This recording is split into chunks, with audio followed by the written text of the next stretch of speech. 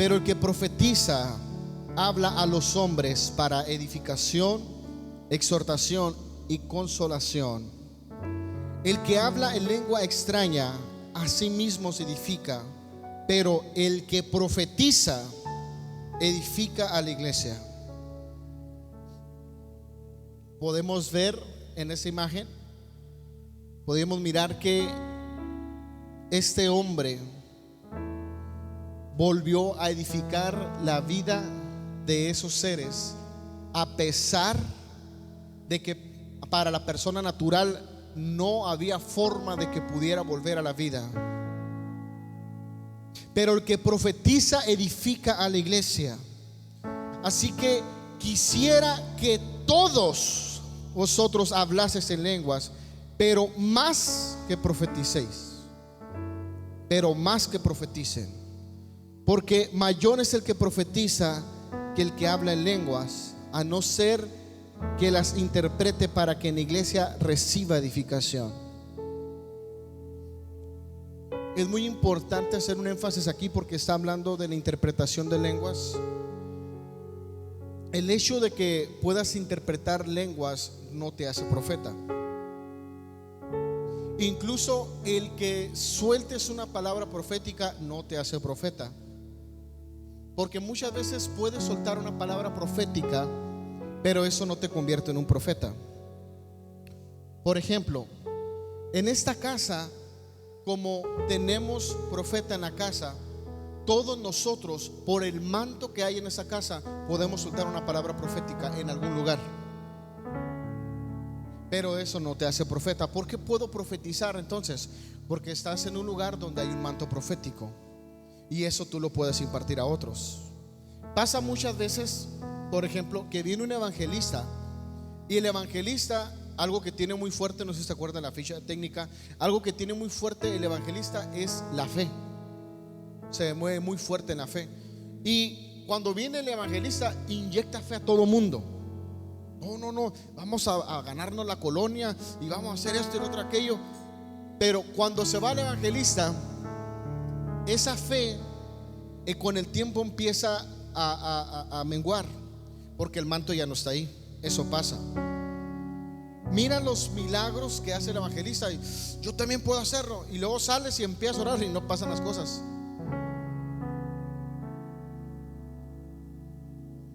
Cuando nosotros empezamos a entender el asunto de la unción y lo tremendo que es y el privilegio que es para nosotros tener a alguien que tenga ese manto aquí, nosotros podemos soltar palabra profética cuando el Espíritu lo indique. Ficha técnica del ministerio profético. Característica dominante: justicia. Yo les hago una pregunta: ¿qué tan relacionado estás con el tema de la justicia? ¿Qué tanto tienes escrito? ¿Qué tanto tienes vivido? ¿Qué tantas experiencias tienes acerca de lo que es la justicia? Ahora, donde se tiene que tener un cuidado es en entender que el reino de los cielos tiene una justicia y para el hombre tiene otro tipo de justicia. Por ejemplo, para Dios, y lo hablamos un poquito el jueves, para Dios es injusto que tú tengas algo y no lo uses, y Dios te lo quita y se lo da al que tiene mucho. Para el hombre eso es injusto. Oye, aquel tiene 10 y este tiene poco, y lo poco que lo tiene se lo estás quitando para dárselo a aquel. ¿No se te hace que es un poquito injusto? Para el hombre eso puede ser injusto, pero para el reino de los cielos es injusto que tengas algo y no lo uses. Es diferente. Cuando empiezas a analizar lo que es Mateo 5, 6 y 7, donde están las leyes básicas del reino, tú vas a encontrar que muchas cosas de lo que dijo Jesús en ese sermón no se acomodan para nada con la justicia del hombre.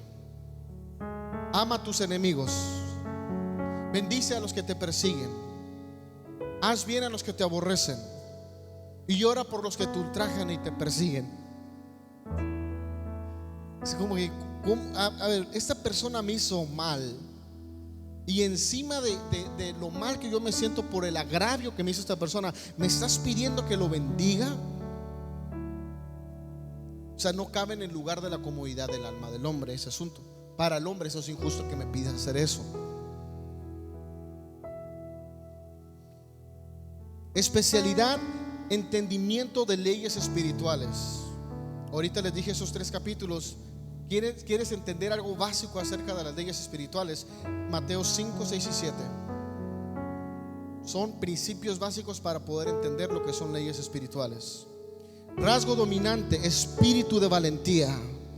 Para que Ezequiel se pudiera haber parado ahí en ese valle de los huesos secos, realmente se requiere muchísima valentía. Y no por tenerle miedo a las calacas, sino por el hecho de que el Señor estaba indicando, soltando una palabra para que eso sucediera. Rasgo dominante, espíritu de valentía. Don central, equilibrio. Si ustedes miran la balancita típica esa de la justicia, los profetas la tienen en el corazón, esa balancita. Recurso recurrente, corazón sano.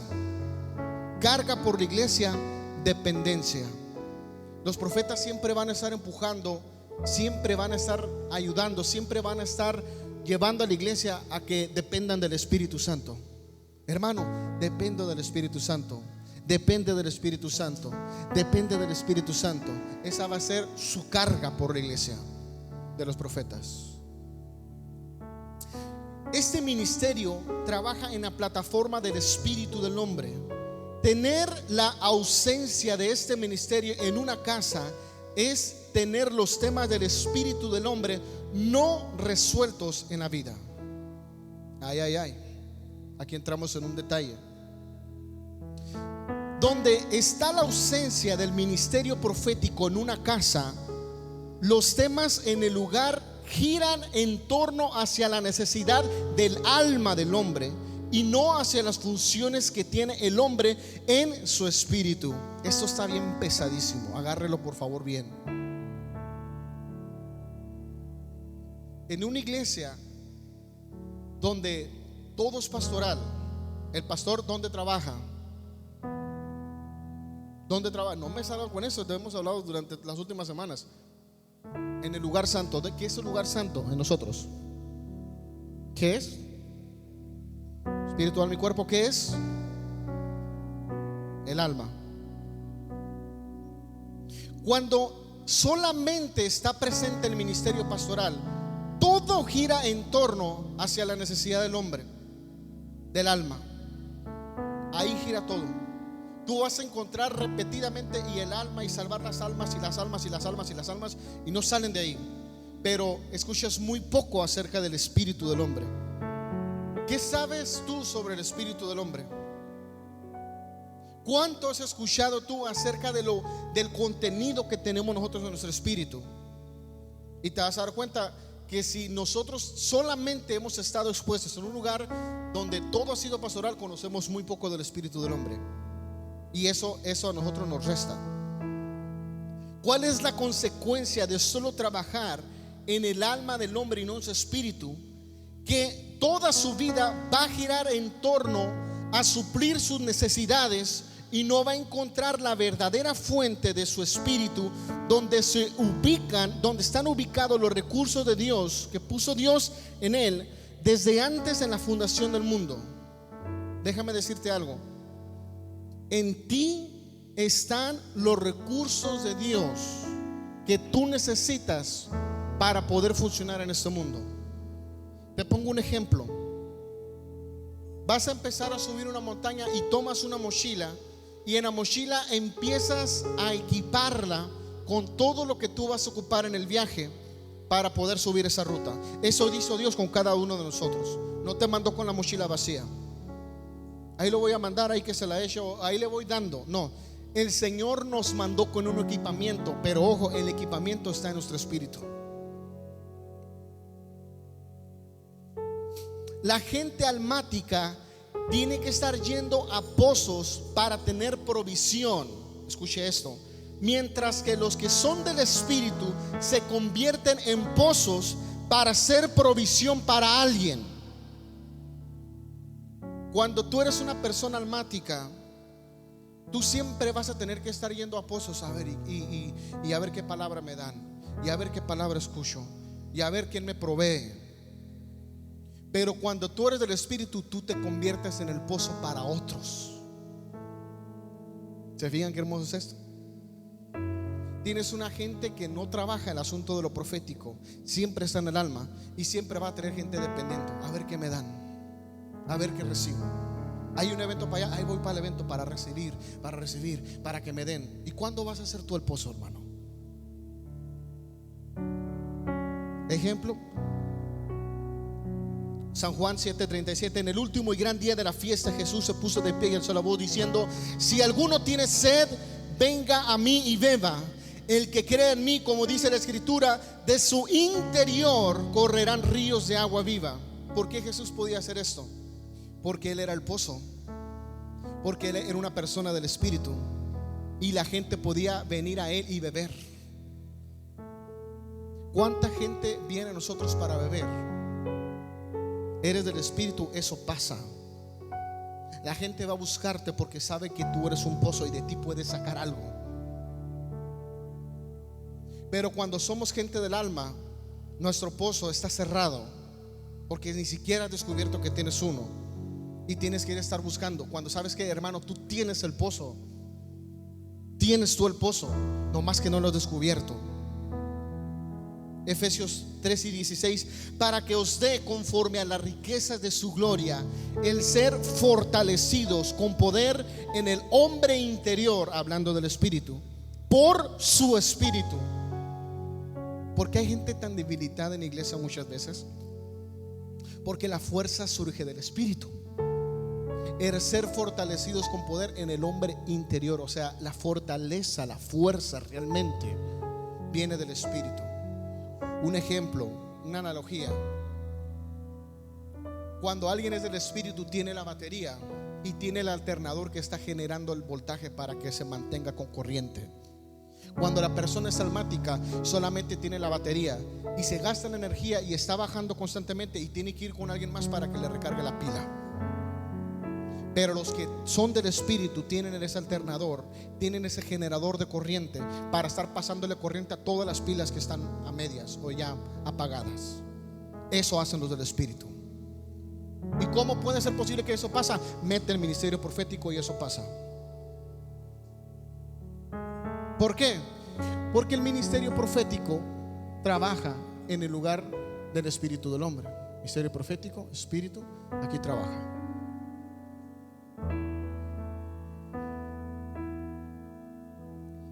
Cuando metes todos los ministerios, puedes hacer un trabajo íntegro en todo. Quiero que preste atención. Se agregó esto.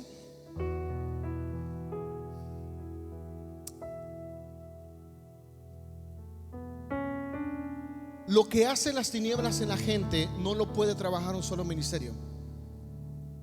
Los ministerios, ya lo hemos dicho, tienen una unción particular para poder hacer tareas específicas. Es diferente traer un martillo a traer una pala. El ministerio de evangelista trabaja con el área de la transgresión de la persona. El ministerio pastoral trabaja con el asunto del pecado de la persona. Y el ministerio profético trabaja en el área de la iniquidad de la persona. Tú tienes la ausencia de este ministerio. ¿Sabes algo? Vas a tener gente con transgresión y pecado resueltos, pero nunca con asuntos de iniquidad. Te hago una pregunta: ¿cuánto sabes tú acerca de la iniquidad? Cuando te convertiste, ¿quién te ministró iniquidad?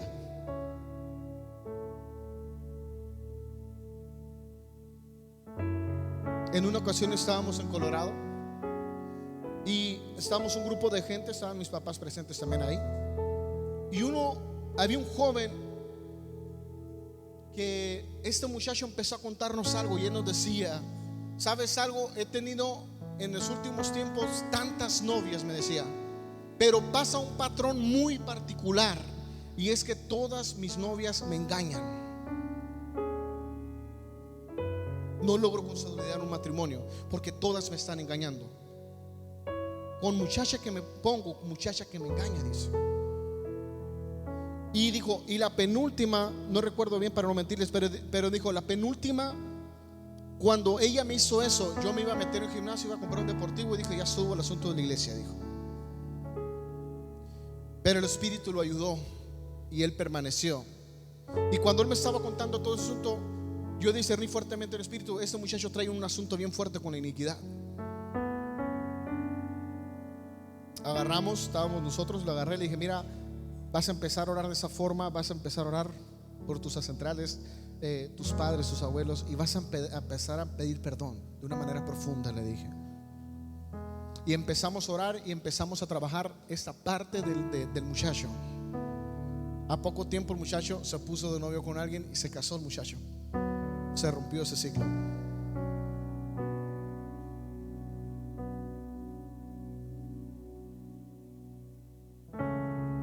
Pero realmente, si no tienes presente esto, este ministerio, ¿sabes algo? Ahorita vamos a hablar un poquito acerca de la iniquidad. Me encantaría, de hecho me vi tentado a meterme a la iniquidad ahorita, pero dije, no sé el tema, estamos hablando del ministerio profético.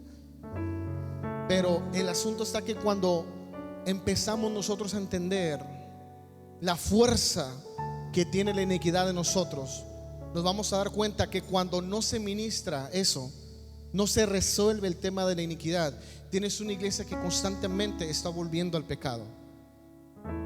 Y muchas veces no se ve porque lo meten abajo de la alfombra. ¿Ya lo agarró entonces? ¿Sí? Ok. Salmos 32:1. Ahí vamos a encontrar las tres cosas que le mencioné de perdón. Bienaventurado aquel cuya transgresión ha sido perdonada y cubierto su pecado.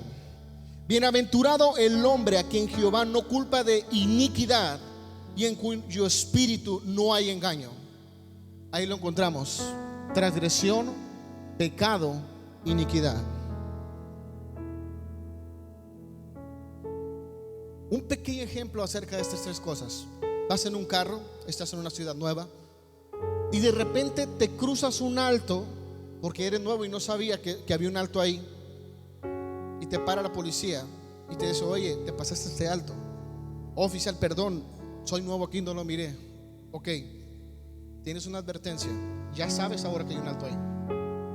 Al siguiente día ya sabes que hay un alto ahí y te lo pasas. Eso ya es pecado.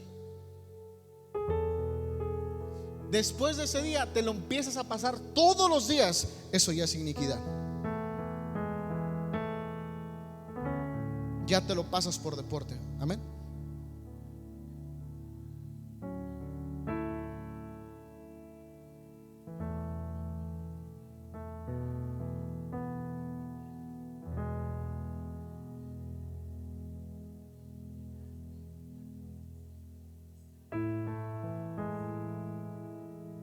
Ahorita voy a tocar un punto breve de la iniquidad, sí, para dar un poquito de luz a eso, porque obviamente si ya estoy hablando de esto, pues voy a darles un poquito de información. Pero después me gustaría que pudiéramos hacer un tema y que que el Señor nos ayude para que ya sea en las veladas o después de la velada, que podamos tener mucho más entendimiento de esto, para que aquí los de la casa todos pasemos por una administración especial donde seamos ministrados de la iniquidad. ¿Cuántos dicen amén? Tu vida va a cambiar de una manera bien tremenda. ¿Qué es iniquidad? Para allá vamos. Fuerza que te ayuda para rebelarte contra Dios. Yo te voy a ayudar, mijo. Estás batallando. Te dieron esa palabra y estás batallando. Yo te ayudo, dice la iniquidad, para que te rebeles, para que no te manipulen allá en la iglesia. Yo te voy a ayudar para que te rebeles. Mentalidad errada establecida a nivel generacional. Hay patrones que se generan familiarmente, que se van pasando de generación en generación, de un tipo de mentalidad que los mantiene en iniquidad. Por ejemplo, y mucho hemos heredado de esta nación, la mentalidad de pobreza. No des, porque dale ahí medidito, porque pues tenemos que hacer pagos, Pobreza.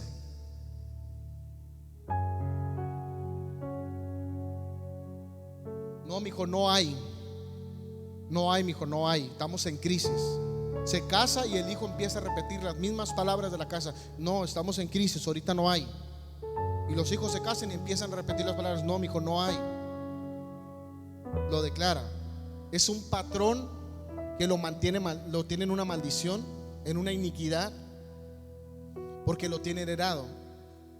Pero cuando viene el ministerio profético, el ministerio viene para ayudar a trabajar en esa área del espíritu del hombre. ¿Se acuerdan en la clase pasada que hablamos al final cuando dice: crea en mis profetas y serás prosperado? ¿Se acuerdan? Él viene a romper con eso. Sabes que ya no más. Lo que estábamos haciendo ahorita, la oración profética: soy fuerte, toda mi vida he sido débil, no puedo y no puedo y no puedo.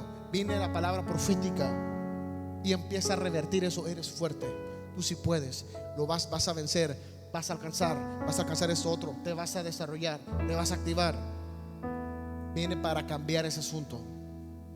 El que da fuerza para pecar. Date cuenta, ponte de pie por favor, Jesús.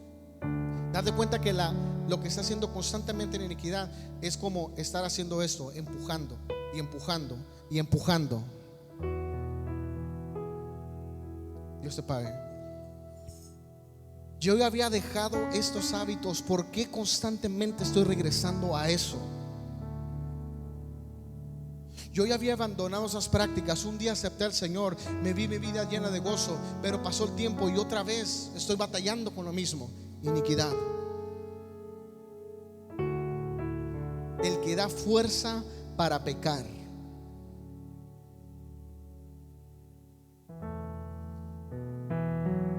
¿Qué cosas hay en tu vida en las que estás cayendo constantemente? Ahora, muchas veces nosotros no podemos tener una claridad. No, pues yo no me siento que esté cayendo nada, pero es por la ignorancia de no saber que ciertas cosas que se hacen son pecado. Y no sabes que esa práctica es porque hay una iniquidad oculta dentro de tu espíritu. Si no está presente el ministerio profético en una casa, no se puede tener resuelto el tema de la iniquidad en la persona. Así de sencillo. Vas a tener hasta el pecado. Pero ¿se acuerdan cuando dice en el libro de Pedro que el bautismo no quita las inmundicias?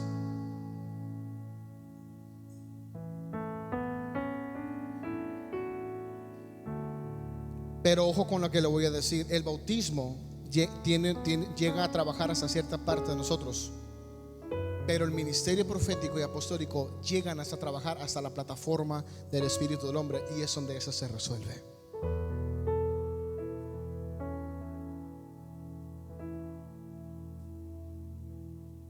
Este es una de las causas más fuertes por las que los creyentes no pueden prosperar en su conversión, porque las tinieblas todavía encuentran caminos para poder llegar a la persona.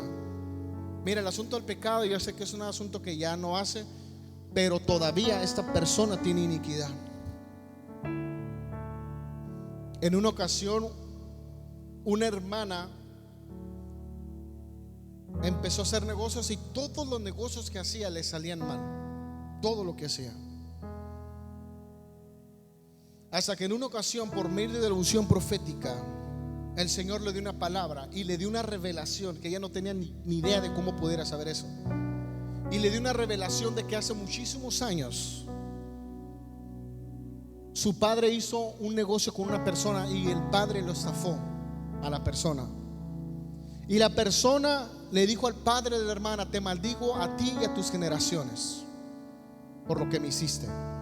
Le soltó una palabra. Y ella en cuenta de ese evento y estaba sufriendo las causas de esa palabra que soltaron hace un montón de años por allá.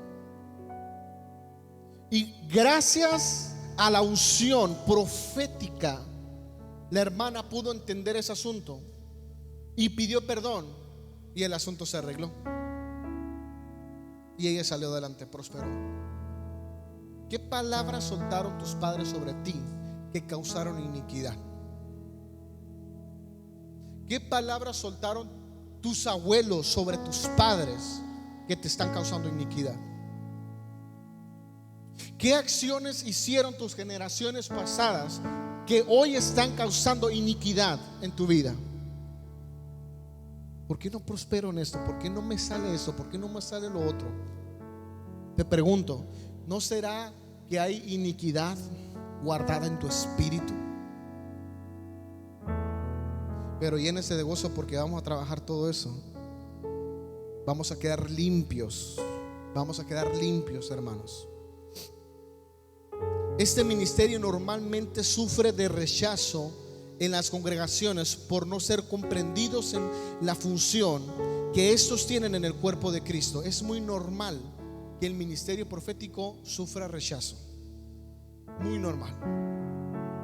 De hecho, en una ocasión el Señor nos decía en una palabra, nos decía: el ministerio profético la gente lo mira como bichos raros. Sí, era así, amor. Yo me acuerdo que dijo algo de bichos.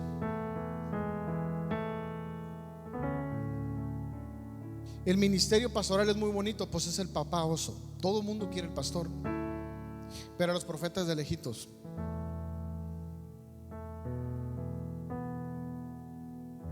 Y es algo muy normal, pero el rechazo que pasa es porque la función que tiene en el cuerpo, muchas veces, como dice cuando leímos el pasaje al principio, este ministerio tiene algo muy fuerte con el asunto de la exhortación. Pero la exhortación es necesaria, porque es como cuando el arbolito se está yendo chueco y clavas una estaca, lo jalas y lo atas para que se vaya derecho para arriba. Eso es la exhortación. Y muchas veces pues yo ya estaba agarrando ya para un lado y tú me estás jalando para el otro. Sí, pero es para que te vayas derecho hacia arriba. Eso es la exhortación, y es necesaria para irnos derecho. No puede ser, no se puede tener profetas sanos si sus autoridades no creen en él. ¿Qué es lo primero que tenemos que empezar a hacer nosotros aquí? Para empezar, que empieces a creer en ellos. Que no los hagas ver como rezagados. Y más en nosotros, en la institución en la que estamos, porque no es muy frecuente que se mencionen los profetas. Lo primero que tenemos que hacer nosotros es aceptarlos. Nosotros le hemos hecho actos, le hemos dado regalos a la hermana Dina, hemos pasado, le hemos aceptado y hemos dicho: aquí sí creemos en ti, aquí sí creemos en ese ministerio. Los que se van a levantar, los que tienen llamado, de la demás gente aquí que tiene llamado, los aceptamos, los creemos, los bendecimos. ¿Cuál es el plan de Dios para hacer madurar a la iglesia? Los ministerios. Escuche, esta pregunta es muy importante. Lo que Dios ha constituido para hacer madurar a la iglesia, para que crezca, son los ministerios. Hace poco hablaba con un familiar y me decía que estaba pasando por una situación en su casa. Y yo empecé a hablar con esta persona y le dije: mira, lo que Dios está constituido para que ese asunto que estás pasando en tu casa se resuelva son los ministerios, le dije, muchas veces nosotros empezamos a orar, haz esto, haz el otro. Cuando sabes algo, tienes que ir con alguien que tenga ministerio, que tenga unción ministerial y que pueda ministrar ese asunto a una persona. Porque muchas veces nosotros decimos: no, yo y Dios. ¿Sabes algo? Pablo necesitó de un Ananías para que le pusiera las manos y el milagro sucediera. No fue directamente Dios, y ahí se le presentó el Señor al lado de la cama y le tocó los ojos y se le cayeron como escamas. No pasó ese asunto. Se ocupó de un Ananías para que eso sucediera. Y yo le dije eso, y yo honestamente noté como que sí se incomodó, porque dije: es que estoy orando. No estés orando tanto. Ve con alguien que tenga unción ministerial para que ministre ese asunto en la casa. Así funciona, está constituido, así es el diseño de Dios. Es lo que está dado para que la iglesia madure, los ministerios. No vas a madurar, no vas a crecer, no vas a estar creciendo orando. Ocupas gente que tenga ministerio. Efesios 4:12, 11, ¿se acuerdan? ¿No? Lo hemos dicho muchísimas veces. Efesios 4:11, lo que dice previamente al 12: y él constituyó a sí mismo profetas, a otros apóstoles. Bueno, 12. A fin de perfeccionar a los santos para la obra del ministerio, para la edificación del cuerpo de Cristo, hasta que todos lleguemos a la unidad de la fe y del conocimiento del Hijo de Dios, a un varón perfecto. En otra traducción dice maduro, a un varón perfecto, a la medida y a la estatura de la plenitud de Cristo. Tú quitas al ministerio profético de la casa y paras la maduración.